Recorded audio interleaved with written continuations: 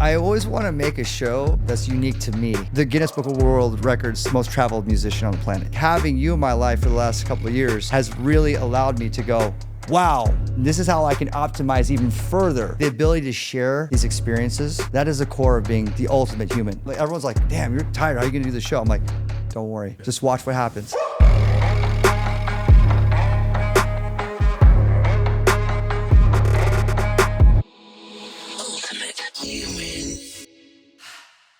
Hey guys, welcome back to the Ultimate Human Podcast. I'm your host, Gary Brecka, human biologist, where we go down the road of everything anti-aging, longevity, biohacking, and everything in between. Today, we got a really special guest. The entire podcast could really be the intro to this man's life, all the accomplishments he's had, his absolute stratospheric rise to stardom, and his ability to maintain his level of dominance in a very competitive industry for a very long period of time. He's a two-time Grammy-nominated producer, DJ, electronic dance music entrepreneur, and founder of the trendsetting record label, events lifestyle company, and apparel line Dim Mak. Dim Mak Records has been the launch pad for some seminal acts like the Chainsmokers, Block Party, the Bloody Beetroots, and the Gossip. These are things that when I did some research for this podcast, I was absolutely blown away. He started Dim Mak in 1996 in a college dorm room. The rumor is that he named it to pay homage to his childhood superhero, Bruce Lee. His career has boasted some incredible genre discography that includes 7 studio albums, collaborations with Lil Uzi Vert, Maluma, BTS, Linkin Park, Louis Tomlinson, amongst many others. Born in Miami, grew up in California, Newport Beach, went to UC Santa Barbara. He actually graduated with 2 degrees, 2 BA degrees, one in feminist studies and the other in sociology.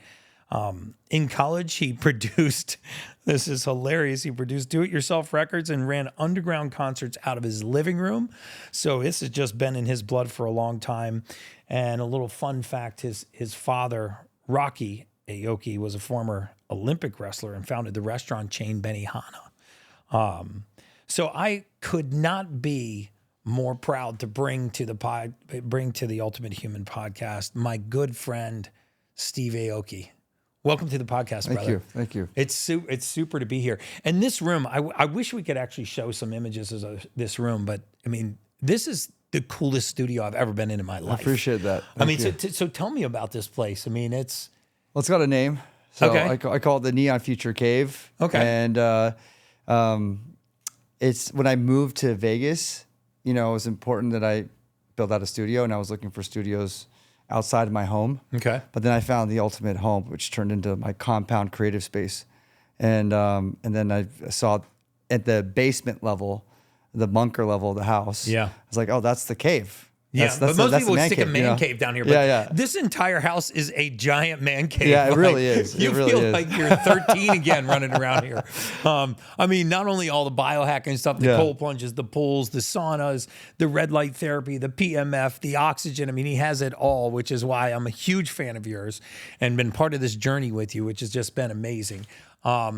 But he's got the foam pad launches in there. He's got a gym. He's got every arcade game known to mankind. Like, if you want to ride the pandemic out, this is the place. This is the best house for that. This is absolutely the best house. We had activities from like 9 a.m. till 12 a.m. So the pandemic didn't bother you at all? Yeah, no, because my family also, my mom lives around the corner. Yeah. So my mom and my sister live around the corner. And then my girlfriend at the time, she just ended up moving here from LA because it was just, there's nothing to do in LA. Yeah. So we just had like breath work for an hour, then yoga, then meditation, then cold plunges, then sauna. Yeah. Then like we'd eat healthy. We just like did like the healthiest routine as a family, but it'd be like 6 of us lying on the ground doing breath work. And then we'd get into meditation pose, and then we'd. It's so awesome. It was actually a really fun time. There's so many crazy fun facts about this house. It's the deepest pool in the state of Nevada, maybe even in the country. Yeah, because it's like usually like for the 10 feet deep Olympic size pools, they only go to like 10 to 12 feet deep. Even when they're diving off the high board. Yeah, off the 33 feet, 10 meter high board. God, that's insane. And here it's like 22 feet, 21, 22 feet. And so it's a lot less than a 10 meter. But I had the ability to go further. So I was like, let's go 4 more feet further, because it was at 12. And they're like, okay, good. We haven't hit the stone that you can't break through. Yeah. And which you can find in various parts of Las Vegas. And we're like, let's just make it 16. So I could do like, my just like, scuba diving training. Exactly. You really, I mean, you fucking blow your eardrums down there. Yeah. And then you turn the water feature into a cold plunge, right? What was that? It was actually just a water feature. Yeah. So like, right? I hate having useless space, Right. At least it's like, it was a great thing for just something to see. Mm-hmm. But I'm like, this will be a great, not necessarily jacuzzi. I don't even use a jacuzzi, but this would be a great cold feature, cold plunge feature, because it holds 20 people at least. Yeah. And I have my solo tanks, which are great. Yeah. But the party, I call it the party plunge. Yeah, that is a party plunge. Yeah, what's the highest number of people that you've had in the cold plunge out there? Because I've seen some social media stuff. Right. I threw Steve O in there. But like Thanksgiving, that was a funny one, because we had 23 people come over to Thanksgiving. Okay. I got all 23 in the cold plunge. Oh my God. And they had no idea. They come to have dinner. They're wearing like, their Thanksgiving nice clothes, like some like my little niece and you of just 12. made them get down in their underwear? I'm like, guys, so after we eat at like 11 p.m., it's Thanksgiving, so it's cold in Vegas at night. I'm like, it doesn't matter how cold it is, because it's much colder in the cold plunge. And I would convince everyone, and we did like 2 rounds. One was 13 people, and the other was 10. Yeah. And everyone did it, so that's pretty cool. Dude, that's so cool, man. And I love how into the biohacking you are. When we first met and we started our journey together, this guy is super into his blood biomarkers. He's super into, the functionality of different biohacking equipment. We talked about red light therapy for hours, PEMF mats, the oxygen tanks, because he just wanted to know everything. I love your intellectual curiosity. Yeah. You have a childlike fascination with biohacking, and I assume that childlike fascination is what's transcended you in the music industry. I attribute my success to my curiosity.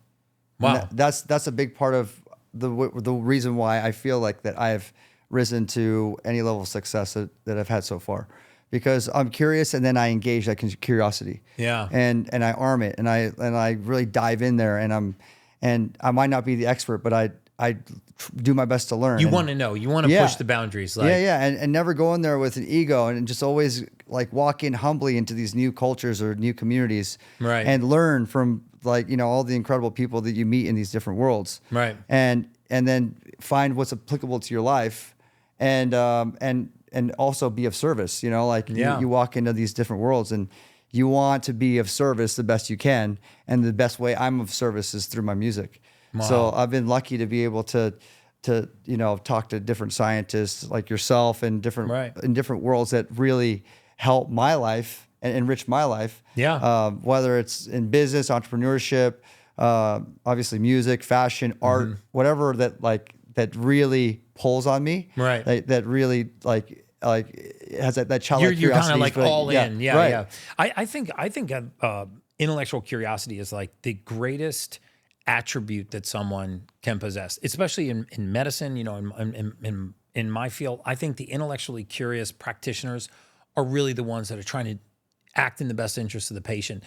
And it's probably that intellectual curiosity that just lets you show up over and over and over and over again for so many audiences. It's also the most exciting parts of what interests me, because the curiosity is also imaginative.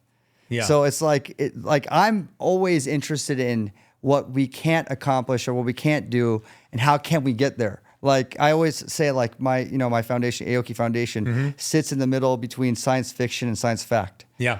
Because that's where I'm really interested. I'm really interested in the scientists and researchers that are like, this was science fiction, but we are doing what we can to make it science fact. Wow. And how do we get there? And the ones that have already historically done that, those ones I'm like, yo, can I talk to you? Can we do something? Can I help you? Can I help like all the people that are interested in what I'm doing, help, you raise money into whatever you're doing in the field of brain research, whatever it might be. And that's what, for those of you that are not familiar with the Aoki Foundation, it's geared towards brain health. And, he lost somebody very close to him to brain cancer. Was that the impetus for investing and trying to back non-pharmaceutical backed companies that are sort of leading the science in brain health? So for me, the big kind of moment that a lot of things changed in my life, as far as like, this is even previous to me starting the foundation, me just understanding health and nutrition was really just understanding what death was like. Yeah. The first death in my life that really traumatically hit me was my father passing away 15 years ago. Right. So when I saw him die, and this 15 years ago, I was 30. And up until that time, I was very punk rock lifestyle. So like live fast, die young, go hard and party and just live in the moment, but like you're not thinking about the next day. Right. Yeah, so you're taking whatever the moment has to offer. Right. Right. And I didn't think about nutrition, even though I was like vegan or vegetarian for 15 years. It was not for nutrition or health reasons. It was more for ethical reasons. But regardless of the fact that death rocked my inner core and made me question a lot of things about life and what's important in life. And then I started thinking about the people I love that are alive. Like, what can I learn from this death that I can actually help, my mom, who's, she's 80 now, but at the time she was, 65, right? So, but like I was just thinking about life and how do I live my life in a different way? How can I change my course? And then that led me down, eventually it led me down like my serious interest in health, nutrition, biohacking, and then later on into, Aoki Foundation and what I can do with brain research, brain science, and my fascination with the brain. Yeah, and the foundation is, I know it's brain research, brain science, but you're specifically trying to find those people that are, like you said, somewhere between fact and fiction, somewhere between science and science fiction. They're trying to make science fiction fact. I love that description. So what are some of the innovative things that the foundation is funding right now? Like what if they're listening to this would be exciting to know about the foundation and their research on brain health? I love the term, mental fitness. I hate the term mental illness. Yeah, I love that. One of the main studies that we're focusing on is a study on heat therapy on patients that have severe depression. Wow. And we actually funded this woman, Dr. Mason, out of San Francisco, who I met through Rhonda Patrick. Who's obviously she's studied a lot on heat exposure, on cold exposure. I met her through Joe Rogan, who is also, as we both know, all very curious about this whole super curious this whole realm. And so eventually I found this. I met this doctor. And she was telling me she's doing this research, and I told her I'd fund it for her. Right. And the studies showed so far from what she's able to accomplish with her, I don't know how many patients she's had, is that it's, and I definitely, like, I know I don't want to say wrong information, but from what I understand, 100% of the non-control study she was able to raise the heat in their body, right? Not their brain. But the body, to raise it to this fever-like temperature is like 103 degrees. Wow. So it's a very dangerous temperature. Right. But she, it's like a head out sauna. Okay. So she keeps the head. She's not heating the brain, but she's heating the body. Right. That it had like 100% of the patients had the results she's looking for. You mean remissive symptoms from depression? Yeah, just for like this, for like very long period of time. Yeah. With no drugs, no like prescription drugs. So I don't want to give out the wrong information, but whatever we're doing is actually showing incredible research that this heat, having heat exposure to the body actually does something with the brain that it helps with depression in a really big way. So I'm really happy that we were able to fund her and see some of the results there. I would love to dig into that. See, now I'm intellectually curious, and now I want to see the research because I want to know exactly what that pathway might be. You know, there's hordes of evidence now that is coming out on depression that is disproving the old serotonin hypothesis, right? That low serotonin causes depression and high serotonin is the absence of depression. It's not that simple of a seesaw. And it's amazing to me when we start tapping back into the body's resources to heal itself, right?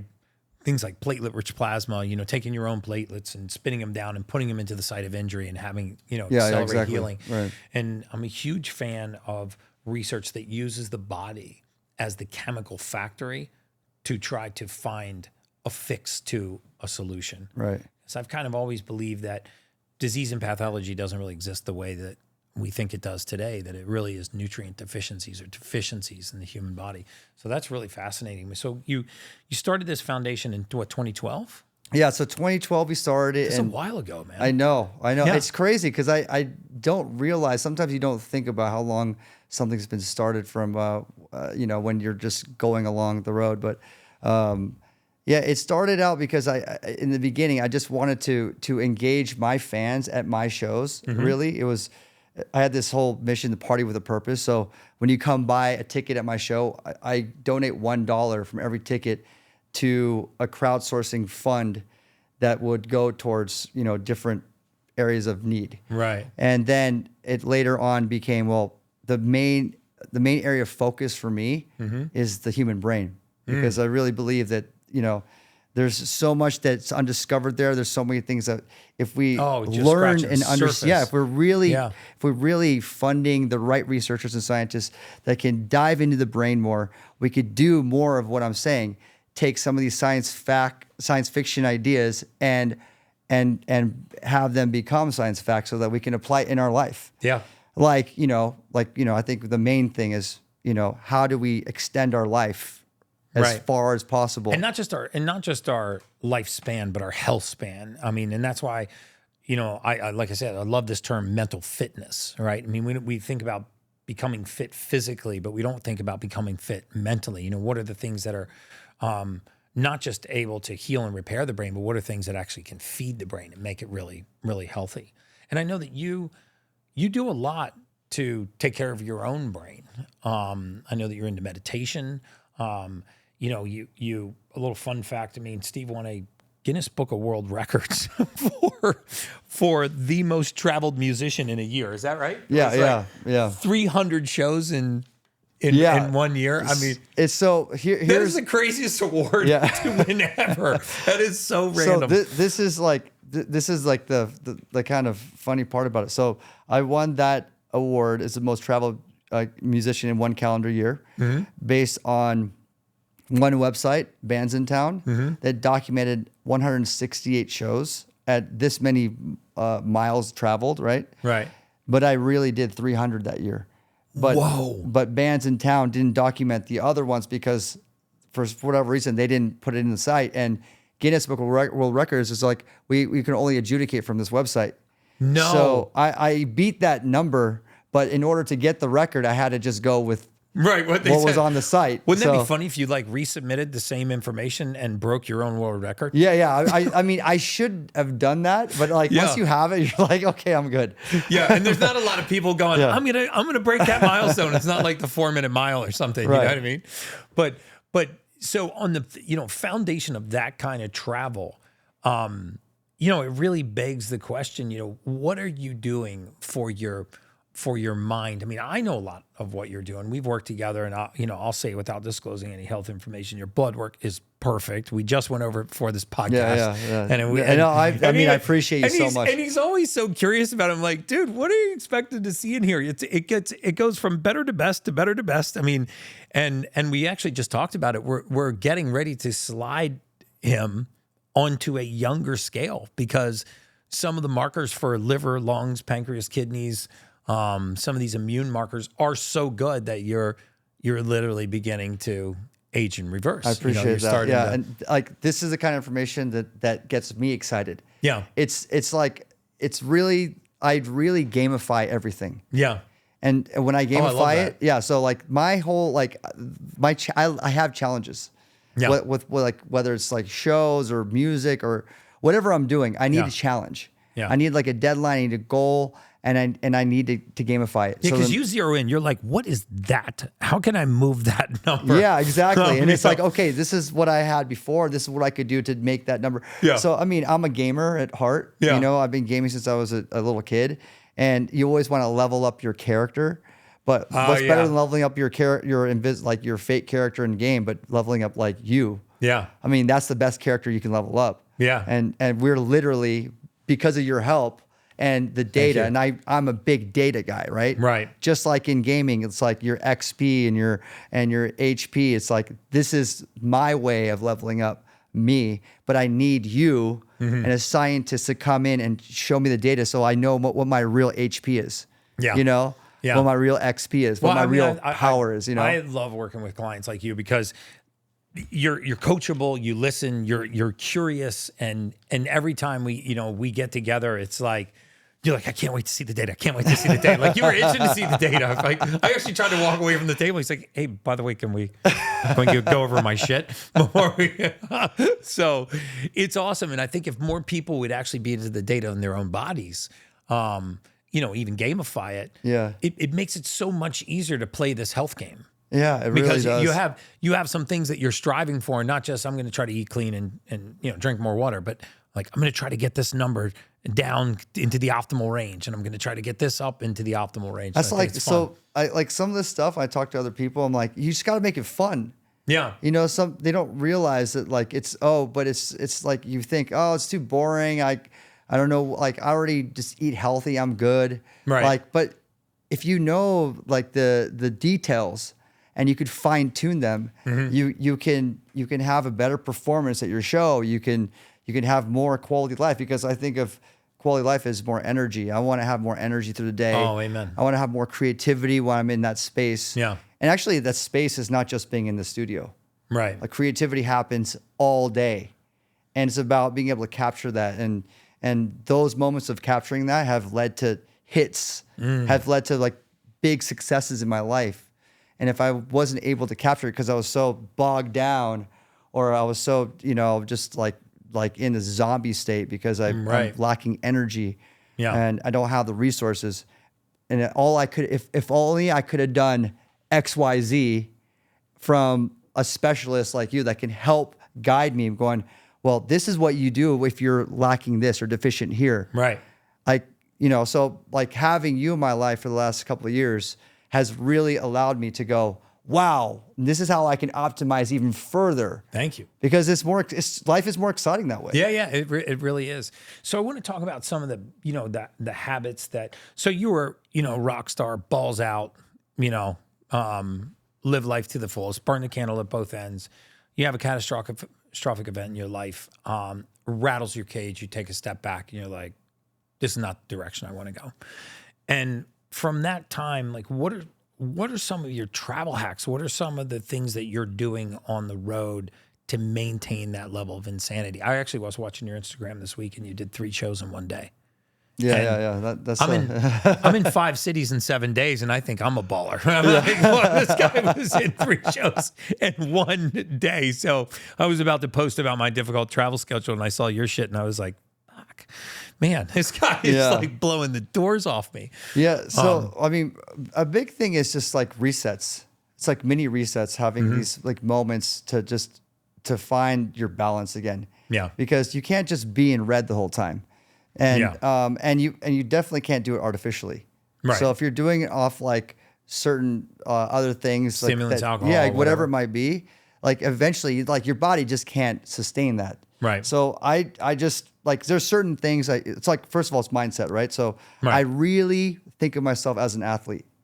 Wow. So I'm always in competition. So when you're always in competition, if you're actually an athlete in competition, you have to focus on what you need to be efficient in, so that like everything has to be for the. So you like embrace it. You're like, I'm gonna do this, man. Exactly. So the like 3rd show, bring it on. Give me a 4th show. I always say that. Yeah. I did 5 shows in 40 hours, and I was like, we could definitely do 6. Like, your team is like, No, Steve, no. No, but my team's also on the same kind of regiment. Like, you know, like they drink, they have fun, whatever. You know, I don't like limit their level of fun of what they think is fun. Right. But you know, as long as they're within a certain, as long as they're performing, a certain boundary of like responsibility. But for the most part, like we all they know at the level of the pace that we move. Right. And I mean, to be honest with you, they interchange so that they can. Like I go full scale, 200, 250 shows a year. And then I have teams that change in and out. So they have time to rest.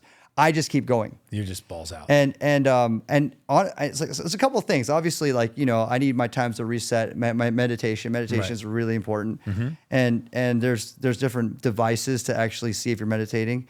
Like I have a device that I wear on my head and it actually checks for theta waves. It checks if like it gives you, it gamifies things once again. Yeah. On like, okay, your theta waves really went down here, so you have like high level of efficiency on meditation.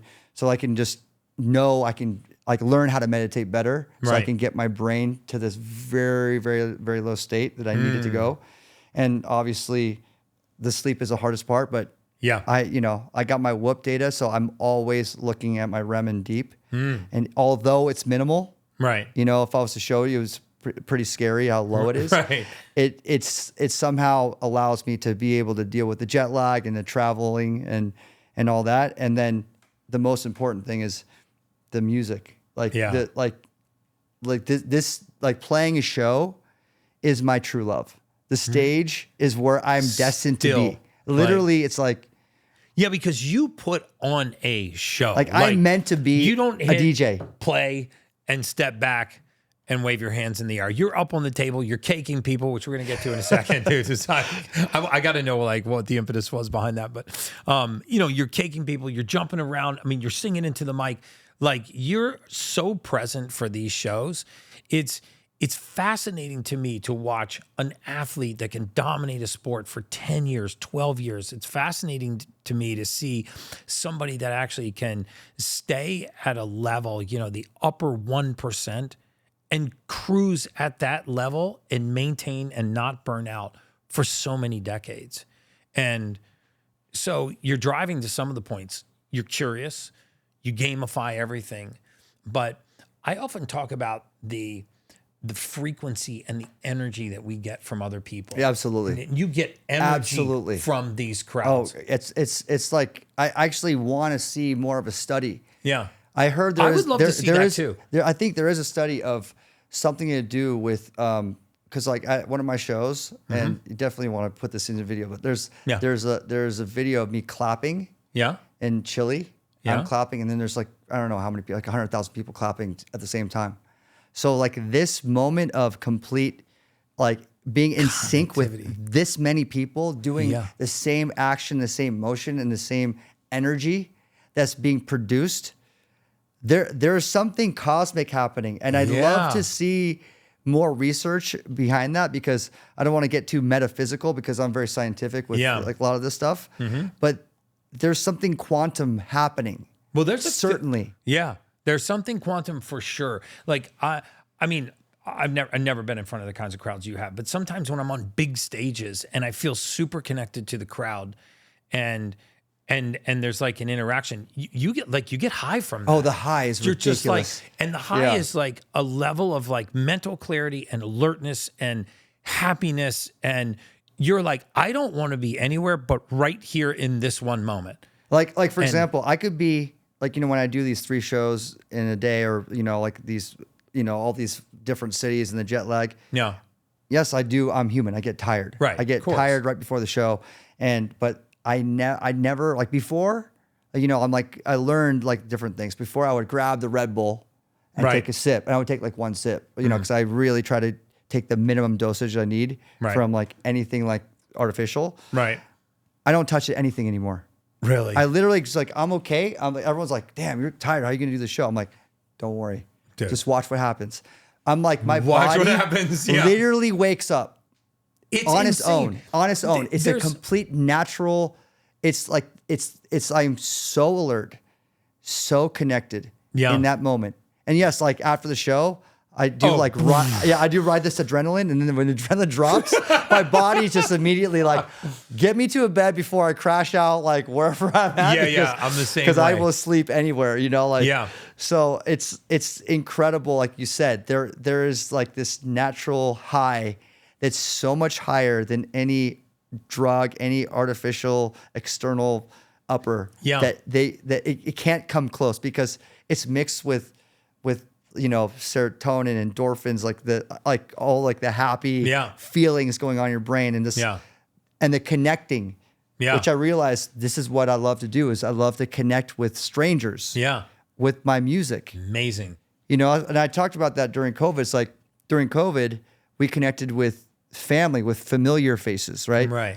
But really, as a species, we want to connect with people we don't know. Right. And that's why gatherings you can't take them away. Right. You can't take away a gathering. You can't take away a sporting event. You can't take away a festival, music events, because we want to be around people we don't know experiencing a high. Yeah. And it's like, I get to conduct that. And I remember I was talking about it on stage to a crowd. I'm like, I care so deeply to connect with all of you I don't know, and to like turn that into something that I know. Yeah. To make it like a real connection. That's and wild. when that really does happen, just like you said, when you're at the stage and you finally connect, the high gets higher. It's insane. It elevates you. You're more. almost disappointed when the show ends. Like sometimes, you're like, that's it. I've been on like stages and I see my, clock go down. And again, it's a fraction of what you're experiencing, but my clock goes down and I'm like, God, I really enjoyed it. I could go like another 2 hours. Like I have so much to share, and you guys are receiving it so well. And it just is that it's that high. And maybe that's a piece of what keeps you creative, because you're not just doing the same show over and over and over. Like you're creating new music and you're creating a new experience, and no two crowds are probably the same. No. Right. Yeah. So you get different energy from each one. But when it's really on, it's got to be the best thing in the world. Like there's nothing that replaces it. There's nothing that comes close to that high. Yeah. It's just, I've never done like, cocaine. I've never done MDMA. I've never done like the, certain popular drugs that are the uppers that get you really high. Right. I've done like, lots of coffee and stuff like that, and I've drank myself silly to, like that's a high as well. Smoked weed. Smoked weed a little bit. Yeah. But that actually is not a high for me. Right. That's like a internal suck in, and it's not really. It's just like I sucked into myself. I'm like all of a sudden, it's like what happens to your dick when you go on the cold plunge. Steve Aoki. I'm just like I'm just like a turtle into a little ball. I'm like, what do I do? So I was like, this isn't really for me. Yeah. But I mean, I'm sure it's for other people. But for me, it didn't give me the high that. But regardless of what, I can't imagine there would be a greater high. I can't either. And that's why, sometimes I want people to experience things like cold plunging and red light and infrared saunas and breath work, because it's a different kind of stimulus and high for your body. And when you learn for that to be your drug of choice, then all the benefits are positive. Yeah. Right. But that's definitely my addiction. Yeah. I mean, it's the crowd. It's yeah. And I like I said, I'm meant to be a performer. I'm meant to be on the stage. Yeah. And I feel so naturally myself when I'm able to communicate at that level. There's actually a law in physics. It's called constructive interference. And you might know this as a musician, but it says that if two frequencies of equal wavelength meet, the size of the frequency doubles. The size of the wave doubles. So if two waves of equal wavelength meet, then the size of the wave doubles, which for the people that believe in the universal law of attraction, this is some physical proof that it exists, right? It means you can get energy from conversation. You can get energy from other people. Like I'm getting energy from this conversation. Like I'm amped right now. I'm really I'm serious. Like I'm enjoying this interview. It doesn't feel like work to me. And when you're performing, I bet the frequency coming from that crowd. Yeah, it's like has. Yeah, it really is. And obviously just like anything, a great conversation to a great receptive crowd. Yeah. It's like, it just keeps bouncing back and forth and it just keeps growing. Yeah. You know, I mean, like there's like, it's difficult to play my music to a dead crowd. Oh, that would drive you crazy. but like, well, there's like destructive interference too, which is opposite wavelengths. So I mean, like when I first started DJing, you know, it was a different story, you know, like I'm trying to play everywhere. You showed me a picture out in the hallway of you playing to 5 people. Yeah. So like, there's been and I think you made $5 that night. You said too. Yeah. So I mean, in those cases, it's like I'm hoping those 5 people. I'm like at least pay attention. At least give me your attention. You know, like because I could see like right into your pupils. Like I could see everything. Right. You know? Yeah. So, like I won't let you like talk to someone. Thank you, all of you, for coming to the show today. I'm like, I know all of your first names right now. So to go from doing this in your college dorm room to 5 people, literally, as you said, sleeping on a beer-soaked floor, to where you are now. I mean, do you look back and just think there's so many times that I almost gave this up, or did you always know in your heart this is my purpose? Okay, so when I was playing in my college apartment, it really was my apartment. And I wish we could cut to this picture out there because first of all, you look like you're 12 years old. And I think you're actually singing into a microphone. Yeah. I used to sing in a band too. Oh, you did? Yeah. So because my first evolution of music was rock. It was like, you know, punk. Playing guitar, playing bass, singing. I played all those different instruments. It's awesome. And you know, we always played in front of like literally 5 to 40 people. 40 is a lot. Wow. Yeah, 40 is like, oh my God, this is crazy. You know, so, and we toured all over. I toured the United States by the time I was 21, like 14 times. Wow. Playing to 5 to 40 people. How could you afford the gas? I mean, we would either like, we would either just put all the money in the gas, or we always stayed, we never stayed in a hotel. So the 14 tours, I never stayed in a hotel. We'd always stay at a fan's house that would allow us to stay there, or in the van, or a friend's house. No. So at the end of the show, I'll be like, hey, if there's a house we can crash, you know, that would be great. So one of the 5 like might feel guilty enough to be like, can you imagine if you said that to a crowd now? Hey guys, thank you for coming tonight. By the way, if anybody has a couch I can sleep on, about 31,000 offers. Yeah. So I mean, obviously on those tours, when you're doing it, we're not doing it for the money, right? Yeah. We're doing it because we love playing music. I love making music, writing music, recording these records, and hoping that like maybe one knows a lyric or two. Right. And like listen to because actually back then. Oh, you were playing you weren't playing cover bands. No. We played only our own music. Wow. And we only released it on vinyl.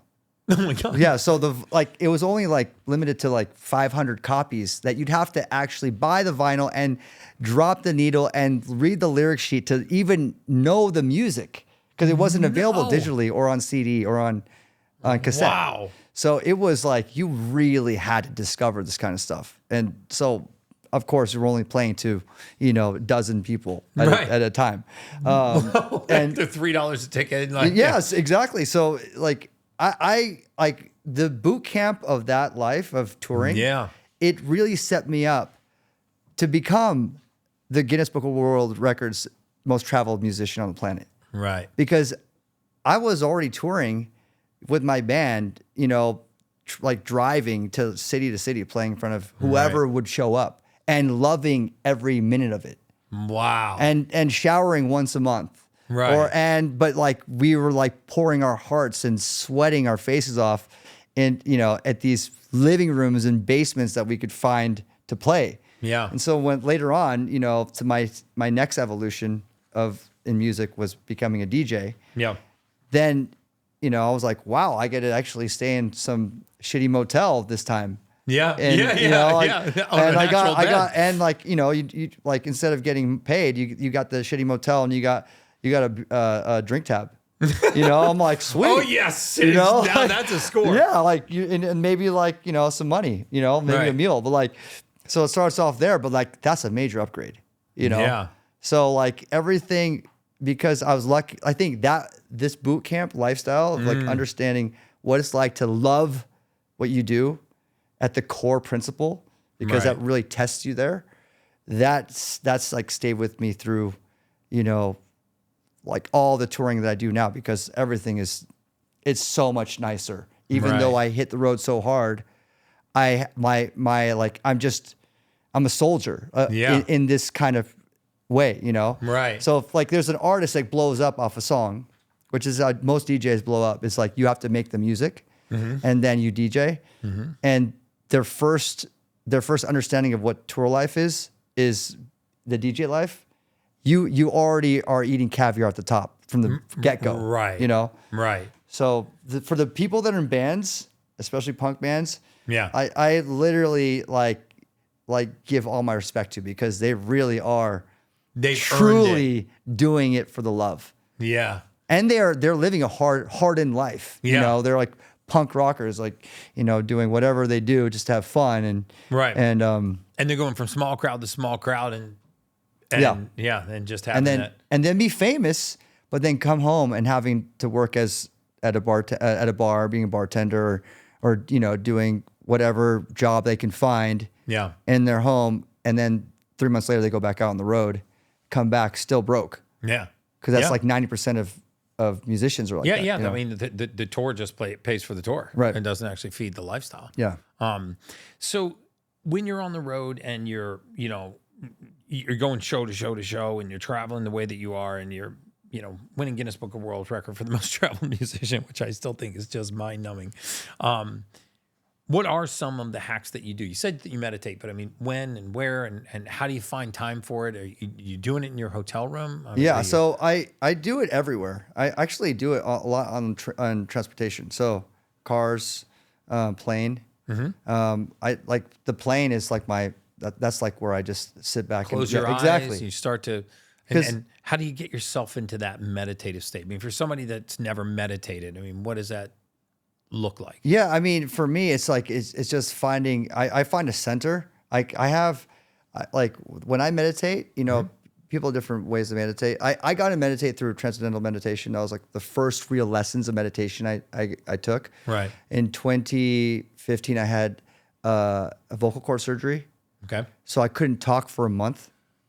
Whoa. Yeah. So before I got the surgery, I actually got a coach, like a life coach, because I thought I would go crazy. Right. Because you can't express yourself, and you get stuck in your head, and you feel stuck and like caged. I didn't know that. Yeah. So I was like, I need to talk to someone to like help me through it. And one of the things they suggested was fill up your time with things that can help you.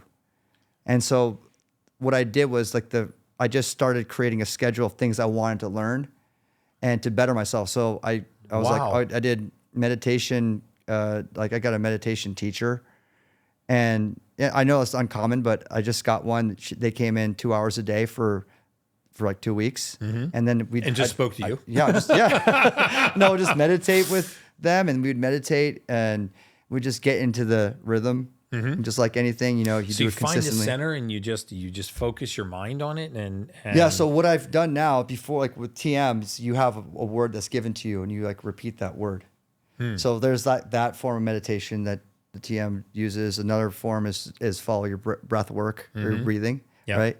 For me, I follow, I have like this image in my head.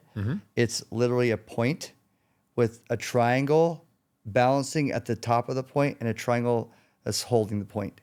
Wow. So it's like two mountain peaks with like this really, I think about this like this circular orb that is so powerful it can hold two mountains, balanced between two mountains. So I just think about this in my when I close my eyes and I see the pattern, and I just focus on the circle, like focus spinning on that orb. Yeah, with your eyes closed. Yeah, and then I, you know, as being a data person, I want to just make sure like I'm just thinking about this. You know, I want to see like hopefully I'm doing something. Yeah. So then, you know, I wear the device and make sure that I'm actually, you know, getting to this lower state. Are you getting that information in real time, or you get it afterwards and you say, okay, I was focused and I got into theta for that? There's two devices like I've used. There's one from Japan called V. Okay. And the other one, I forgot the name of the other one. Actually, let me find out. And so these are measuring your theta wave. Yeah, I don't know exactly what it is measuring, but it's But is it accurate enough that when you look at it and it says you've had a good meditation, you also feel like you've had a good meditation? Because that's sometimes the things with the Oura watches and the or the Oura rings and the Whoops is like you can go, man, I feel pretty good this morning. And then you look at your Oura and you're like, oh, actually, I don't. I really had a shitty night's sleep. You know. It's like, I know. I get. So, see that's like one thing I have to be careful with because I get so obsessed with the data. Yeah, that it's like, hey, Steve, you had a really shitty night's sleep. You are really tired. You know what I mean? Yeah, no, this show is gonna suck. It definitely affects me, and it kind of it like really scared me a bit. So that's why I used to wear the Oura ring, and that showed very conservative REM sleep. It scared the living like hell out of me. Like just it scared me a lot because I was getting like 10 minutes of REM. 30 minutes of REM. Right. And I'd sleep for 7 hours. Yeah. And then and your brain foundation's like, Steven, that's really bad. Well, I shared the data with Matthew Walker, and he was like, if you were like a close family member, I would tell you, you really desperately need to fix this, or else you're going to have severe brain issues in the future. And then I wear the Whoop at the same time, and the Whoop gives me different data. And I have an Apple Watch that gives me very similar data to the Whoop, which I'm assuming is because it's on the wrist versus the finger. Right. And the Whoop gives me more REM. Okay. So now you're device surfing, dude.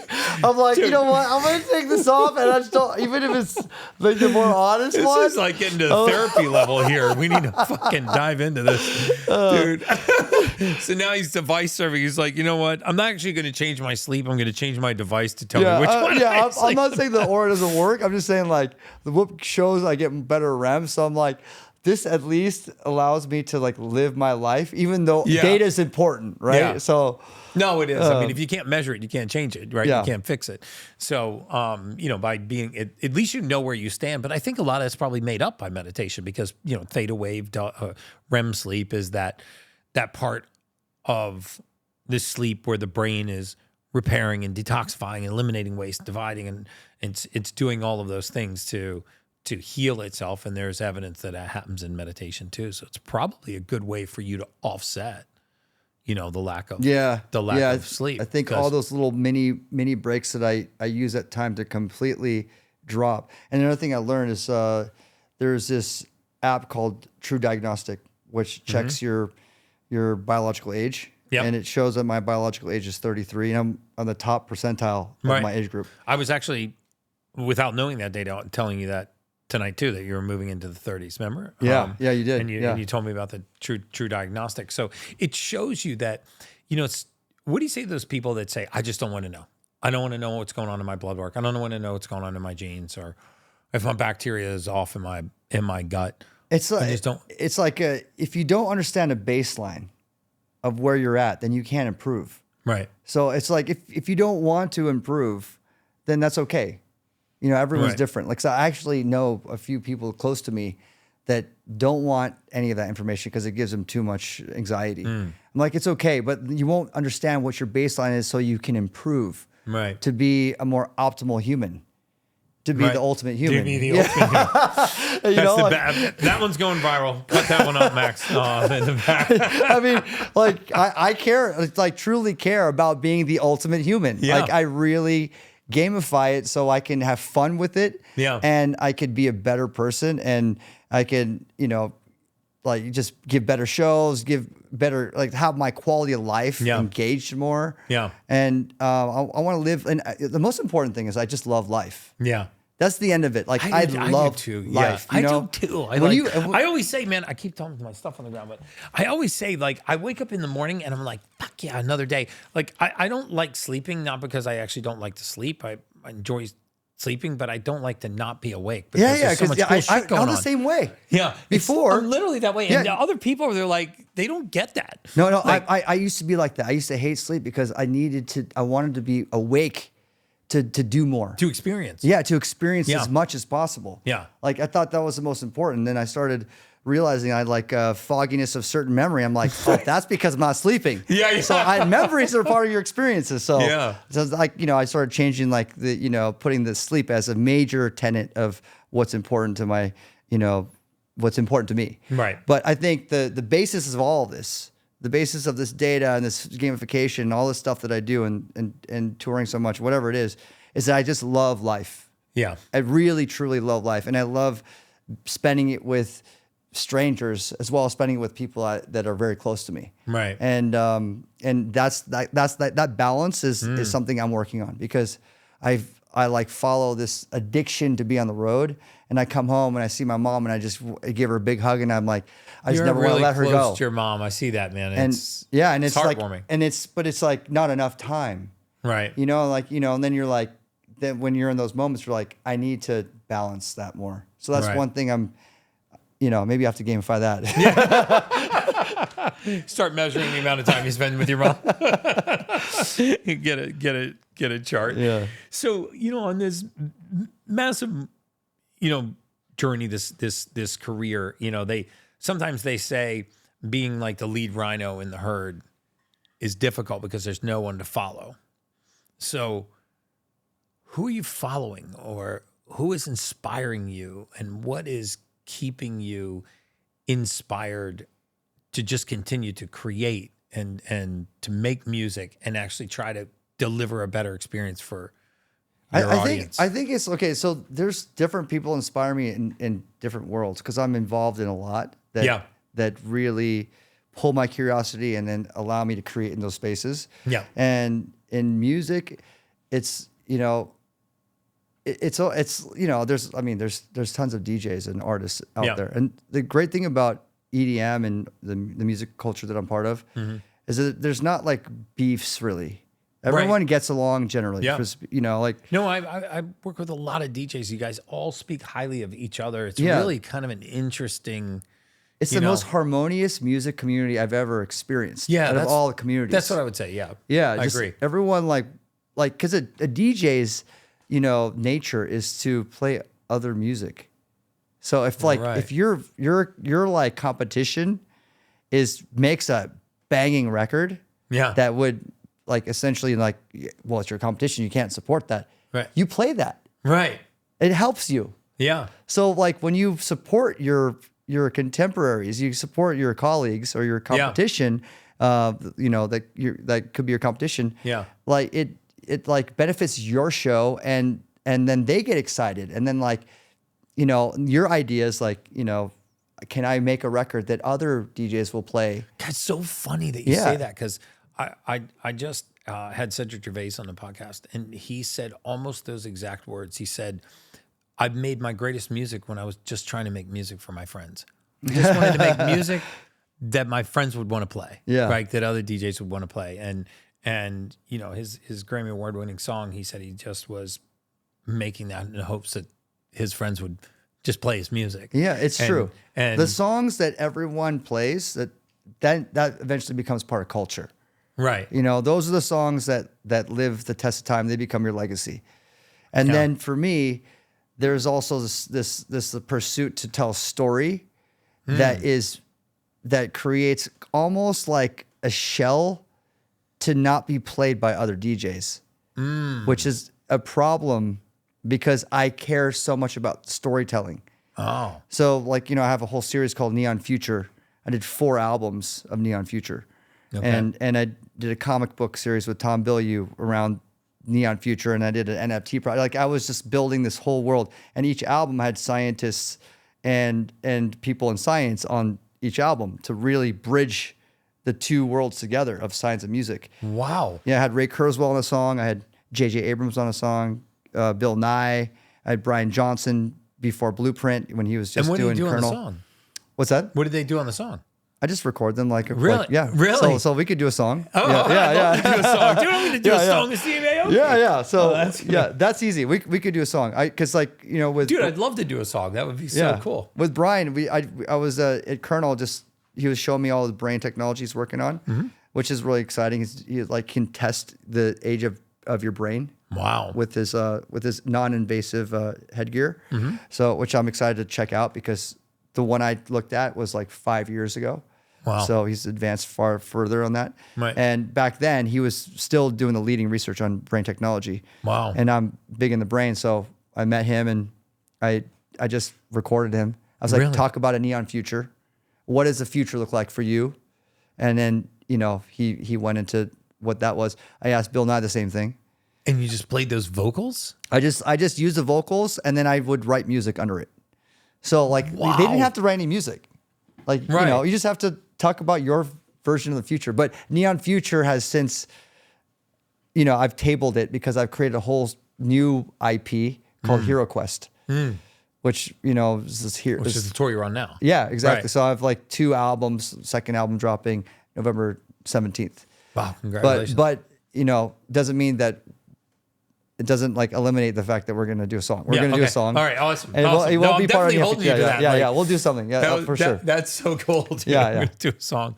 And if it becomes a smash hit, maybe I'll start. Yeah, this will be your first. I don't know if this will be your first Spotify song. Yeah, this will definitely be my first Spotify song for sure. All right, let's do it, dude. That's so cool. So, so you're out on the road. You meditate. You're gamifying your health, and like, how much has that impacted your ability to keep up that pace? There's a lot. So there's meditation, there's diet. Yep. Diet is a big one too. And it's really tough to be on the road to have like the diet that I want, because I am an impulse eater. Yeah. Like I just eat what's in front of me. Yeah. So the ways I can control that is by just making sure my rider is a clean rider. So when I go into the dressing room, I have like my vegetable tray, I have my water, or, whatever like the basics are. And of course, like there's the party stuff, the drinks and everything else. Right. And that's for everyone. Because we have, if anyone wants to come and enjoy themselves, but I have like my impulse bites if I need it. My little energy bites. So your crew knows that this is what we put around you. Yeah, exactly. So I have that around me as well in my hotel. Right. And I just have like a very restrictive diet. I try not to eat too much on the road. And plus, like before a show, I don't like to have a big meal anyways. Right. So I try to be efficient, try to eat like, non-processed foods, and that's been a game changer. That's a game changer. Huge game changer. Yeah, not eating like junk food. I hope you guys are listening to this. Yeah, it's a huge thing. So not having junk food, eating as much non-processed foods as I possibly can. I can't control that entirely, but I try to do my best with that. And meditation, these little resets, naps whenever I can, and like I don't get sloshed. Yeah. I think that's one of the main things is before up to 2009, it was part of my shtick like be like downing a Grey Goose while I'm DJing. And it's like, the best way for me to explain it is like this. It's like literally like, so at a club when you're at a party and it's like raging, when you do that, people go crazy, right? So it was like always like, oh, that's my shtick. Because I always I was consistent with the theme. Yeah. And then at one point I had a raft and I was riding on a raft. So I was thinking about like, I got to entertain these motherfuckers out there. You're entertaining yourself. Yeah. Let's be honest. Yeah. So when I'm doing that, I'm like no longer, I don't even see the crowd anymore. They don't exist. I'm just like lost in my own like crazy like place. And when I stopped doing that in 2009, I stopped. I'm like, I can't do this anymore. It's not sustainable.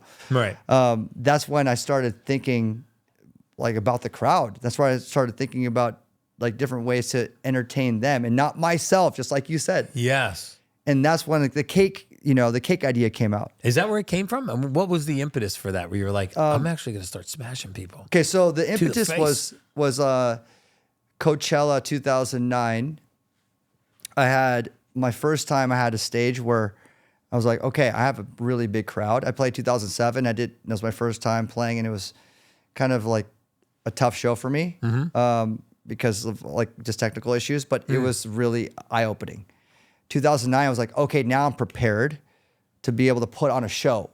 I'm not just a DJ anymore. I'm an entertainer. Right. That's how I started mentally thinking. So at these different moments of the show, it's almost like a play.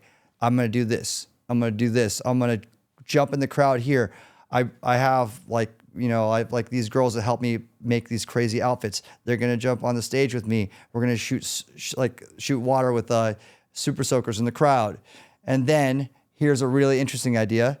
We're going to get a raft out, 4 of them, and we're going to just jump on the raft and raft on the crowd. Wow. I did that.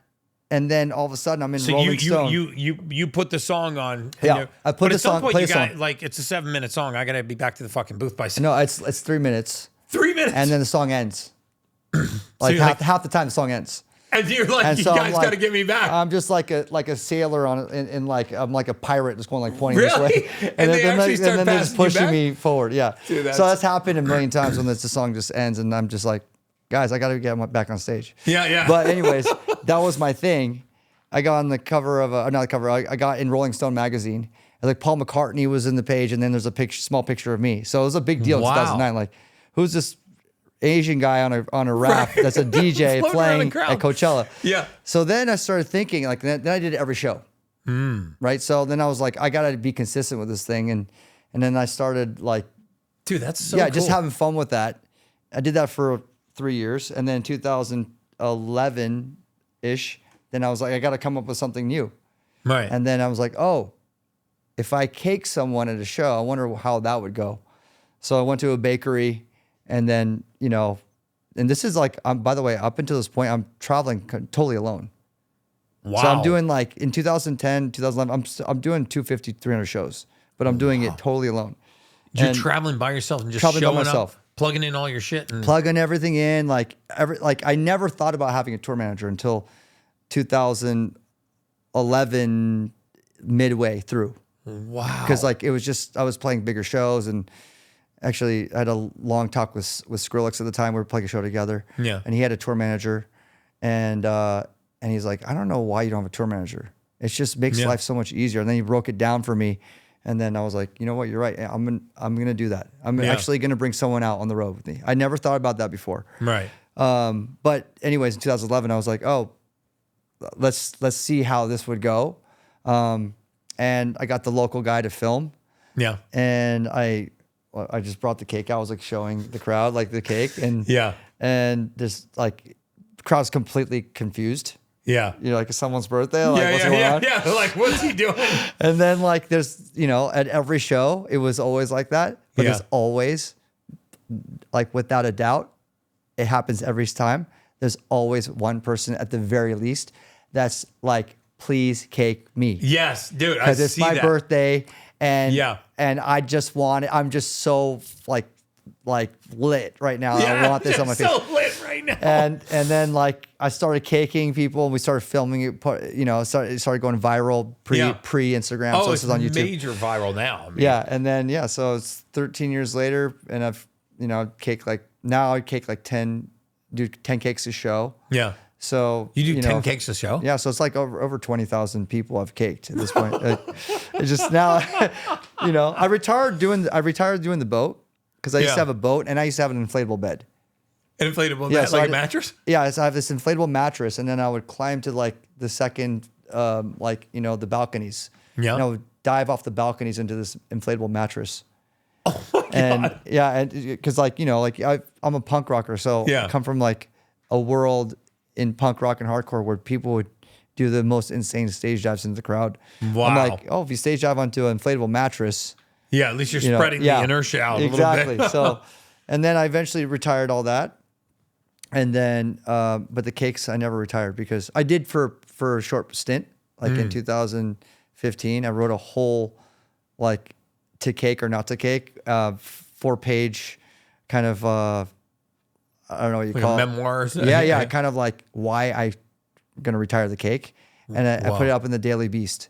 Like it was a whole statement of why I'm retiring the cake. Yeah, and I retired for like a year, but everyone's demanding the cake. Dude, really? And I just was like, okay, I'm bringing it back. Really? So I brought it back in 2016 or something like that. And I just haven't gone back since. It's just. Dude, it's so awesome. Because I actually see, I mean, somebody did like a montage of probably 20 or 30 cakes. I saw on Instagram or TikTok, or maybe it was something somebody sent to me. It was hilarious. But every single one of them was like, people were like begging for it. And you're pretty accurate now. I mean, you're like a major league pitcher now. You don't miss.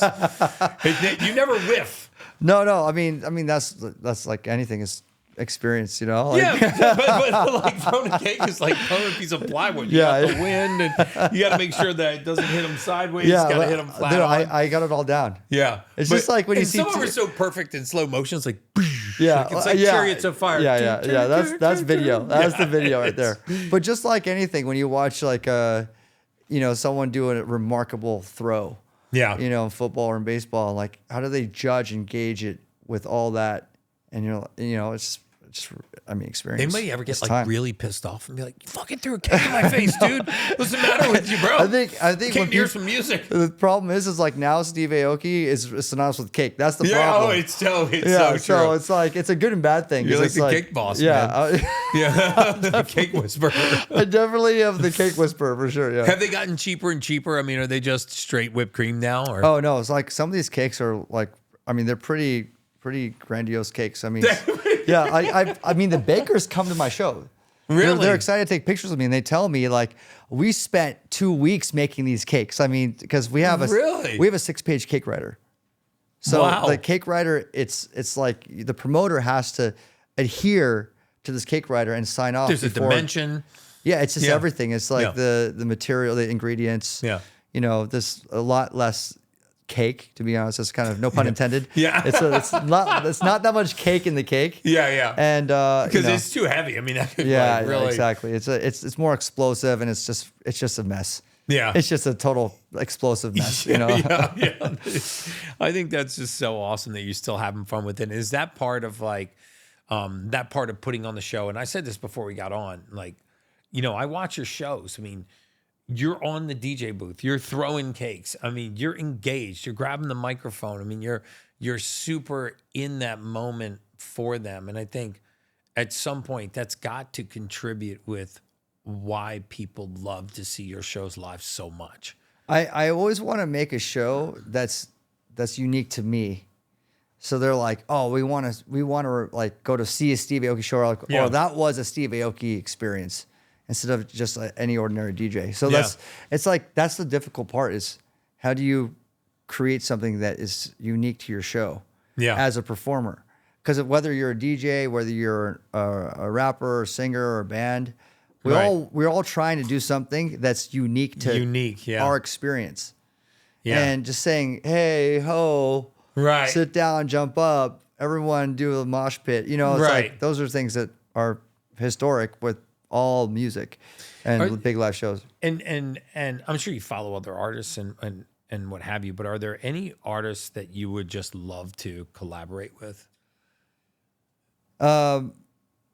There's a lot. The list is really long. I mean, because... And they are all different genres for different reasons. Yeah, exactly. So because I cross so many genres, the list is actually increasingly getting bigger and bigger. And when I get into a new genre that I haven't collaborated with before, then as I collaborate with those artists in that genre, it opens me up to a whole plethora of, new followers, new people, new listeners. And not just like who are like the big movers and shakers in that space, but the next one's coming up, because that's what excites me as well. Right. I want to work with the next one's coming up. Getting that vocal that's like about to break. Yeah, getting the artist that's like, is bubbling, and like you want to work with them before they break. Because like I'm an A&R at the end of the day. Right. Like I think with everything I've ever done, that's I always say that curiosity is a big part of my success. Yeah.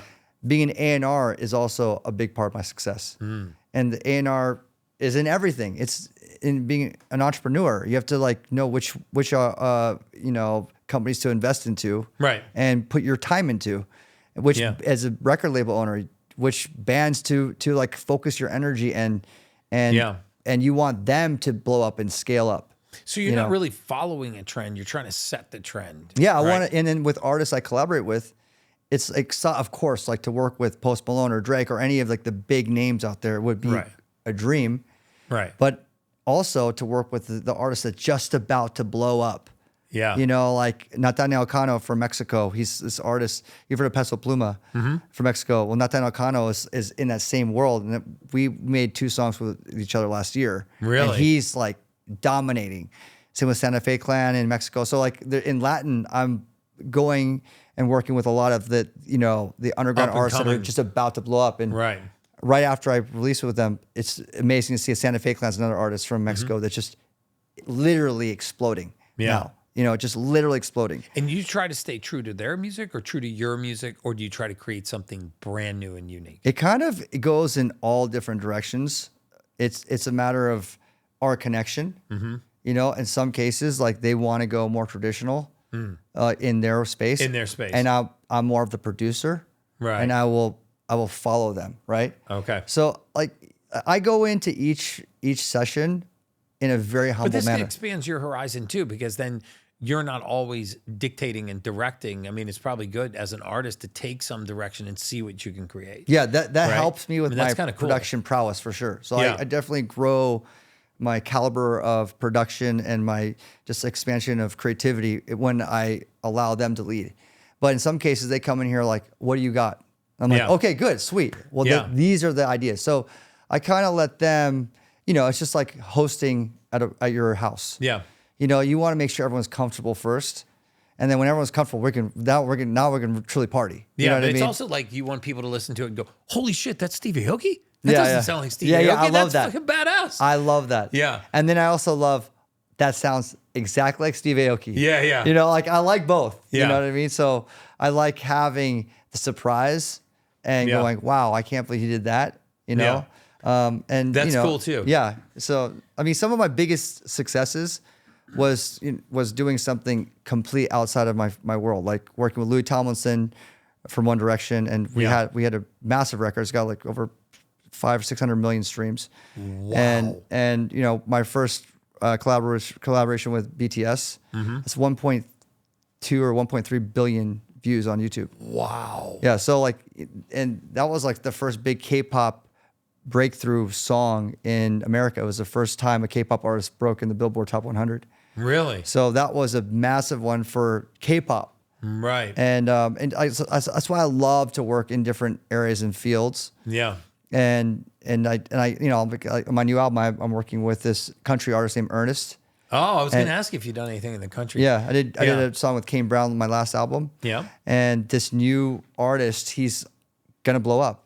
He's wrote for Morgan Wallen. He's an incredible writer, and does he have country roots, or are you just using the country twang to his voice and it's like, so the Kane Brown record had a lot of like hoedown country kind of like what I imagined, what I wanted people to be TikTok dancing to, and in the country culture.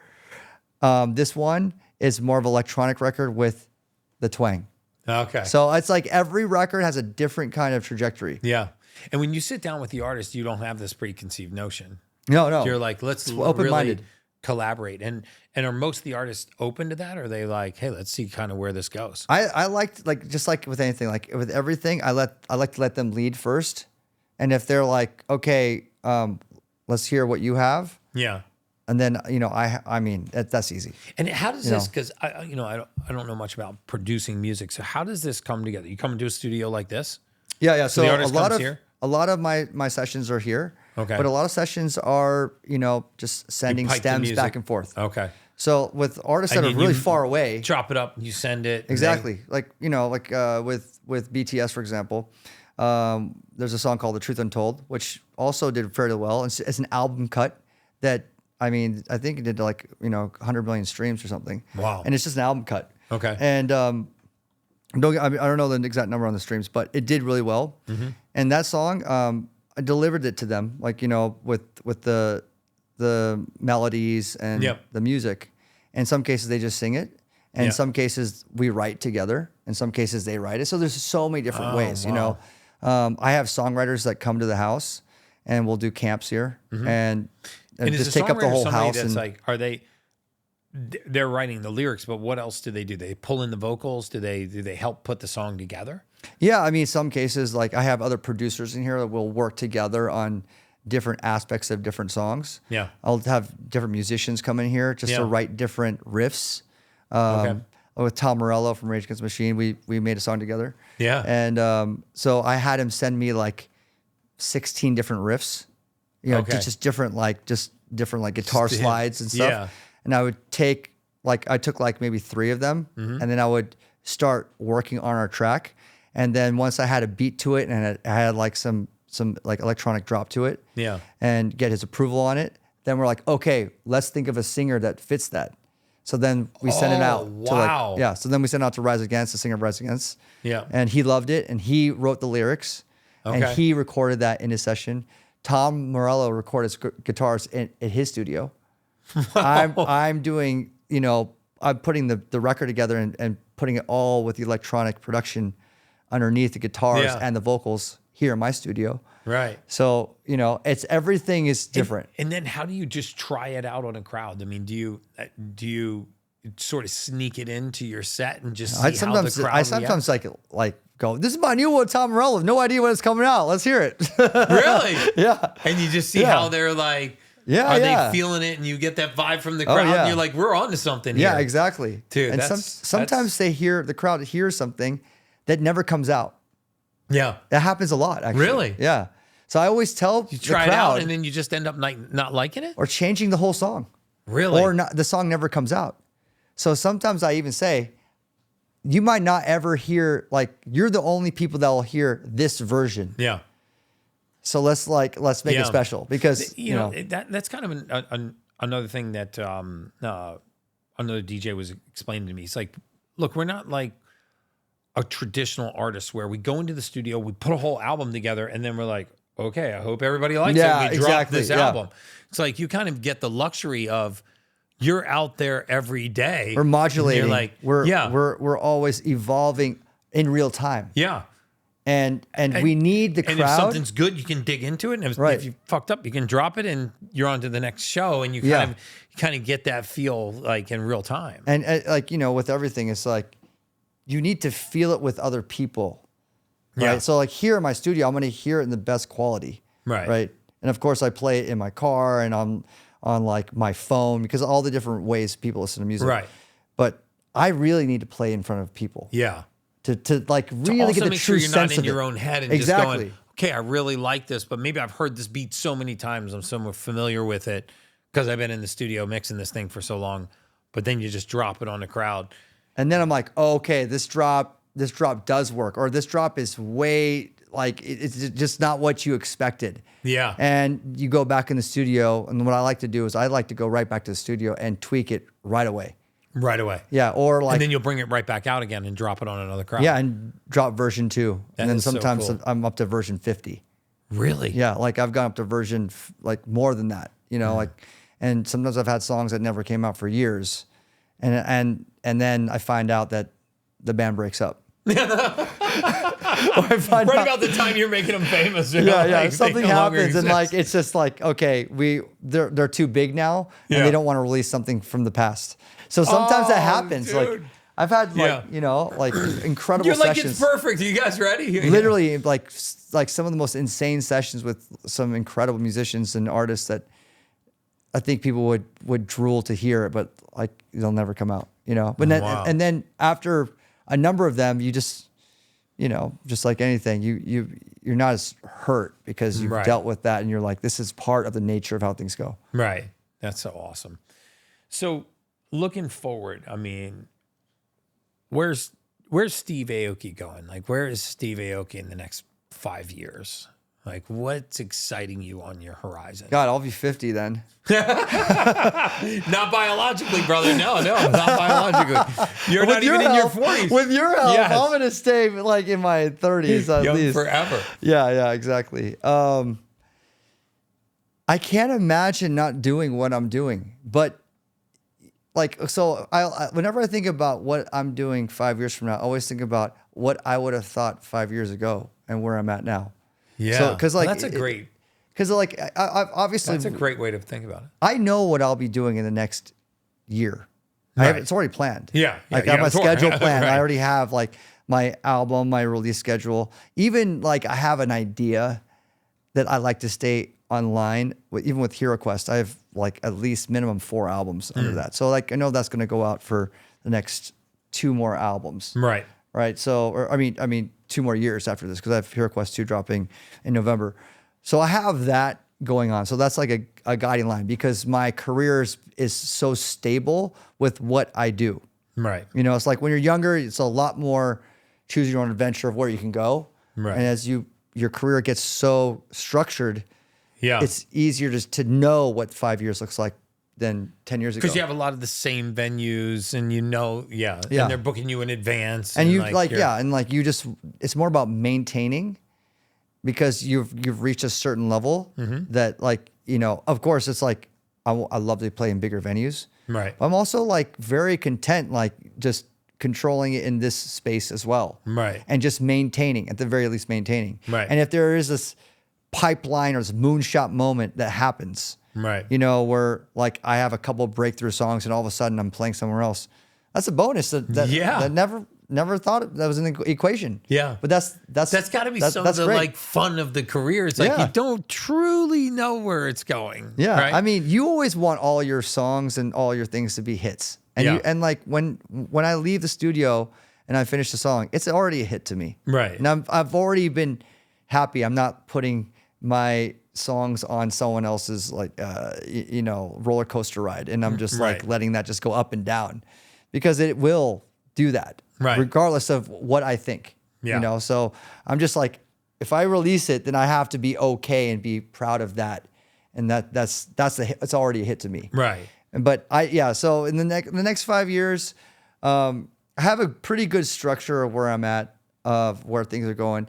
I can't imagine doing anything but music as my main core. Right. Because it really I mean, you're involved in a ton for 30 of years, things, you know. Yeah. But like I know I'm going to get deeper into understanding my body. Yeah. And you know, try to reverse my aging process as much as possible. You know, like that's a big passion project for me. Right. It's a hobby. Yeah. Because it requires a lot of time. You're very good at it. Yeah. And I love it. Yeah. And I think like, you know, the amount of time that I do in all these little hacks that I do to you know, to like slow down my aging process and to give me more energy, whether it's doing it or not, I really enjoy the process. Yeah.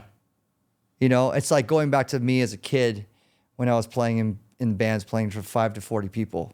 Right. I really enjoyed it. It wasn't about how much money did we make at the end of the day. Right.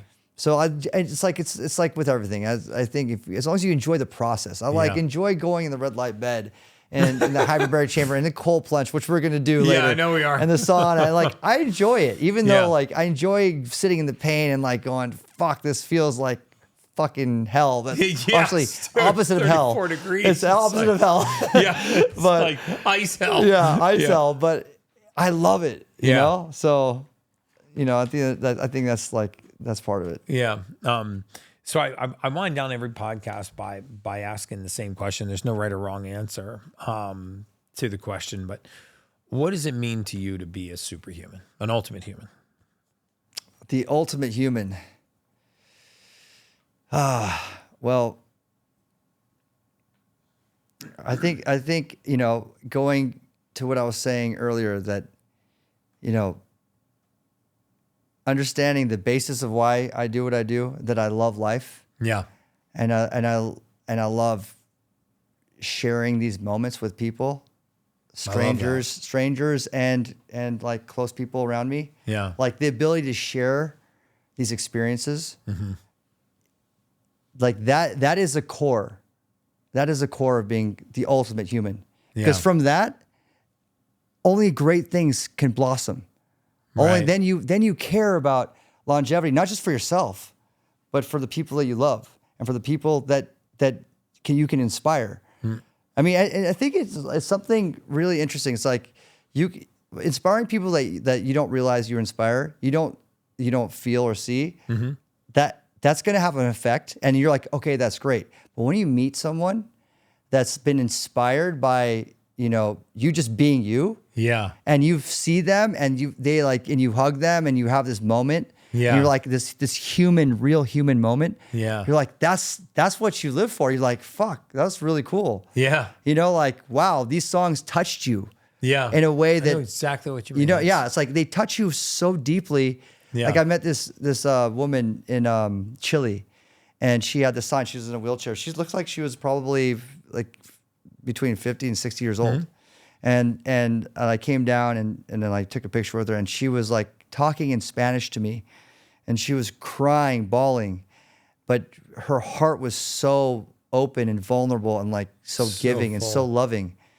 And I was like hugging her, and I was like crying with her, and I didn't know what it was, but like I could understand some moments. So like that there was these deep connections to whatever I was doing that made her life meaningful. And it's like so fucking powerful. Yeah. It's so fucking powerful. Yeah. Like those are moments that I cherish, you know, like you play in front of all these people. If you don't look deep into the crowd, and if you just look over the top and glaze over all of them, you can literally just pass by life in a blurry way, and it doesn't have this impact on you. Right. But when you go deep and you like see that person that's like meant, like this song or whatever, this moment, that like moment has changed, like they're waiting for that, right, to connect with you for this moment, and you like, and they're crying or they're screaming and they're just fucking like completely vulnerable and free. That's everything. Dude, that's fucking everything. That is powerful, man. Yeah, just those singular moments. And I look for that every show. Every single show. Yeah. I find those people that are waiting to be connected from that song that like got them through this moment in their life. And I don't know what it is, but I can read it. And we're connecting. We're totally connected. I don't know what their story is, but I know it's meaningful. Right. And I'm telling them I appreciate everything that you like. Just why by you're that here. Visual yes, connection. We're and then the circuits connect, that's the magic happens. You know. Dude, that's so awesome. Wow, this has been one of my absolute favorites, brother. I have enjoyed every freaking minute of this. I know this podcast is gonna explode because that was just so good, man. You dropped so many. Thank you. You're so vulnerable and you're so sincere and you're clearly so passionate. You're on God's plan for you for sure. And I really want to thank you for coming today and, you know, being a guest on the Ultimate Human Podcast. And as always, that's just science.